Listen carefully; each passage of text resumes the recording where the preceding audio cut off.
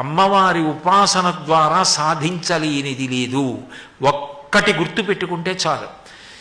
ఇది నువ్వు ఇప్పుడు పట్టుకోవద్దు అనుకున్నప్పుడు ఆవిడ దానికి దూరంగానూ ఉంచగలదు. ఇది ఇప్పుడు నీకు అవసరం అనుకుంటే అది ఇవ్వనూగలదు. ఆమె ఇచ్చిన అనుగ్రహం, ఇవ్వకపోయినా అనుగ్రహం, అందులో ఏదో ఉంటుంది, లేకుండా మాత్రం ఉండదు. అది మాత్రం పరమ సత్యం. నాకు తినాలనిపించినా మా అమ్మగారు నాకు నువ్వుల గుండ అన్నం పెట్టకపోతే నాకు వేడి ఇప్పటికే చేసి ఉంది, ఇంకా తింటే దగ్గొస్తుందని మా అమ్మ పెట్టదు.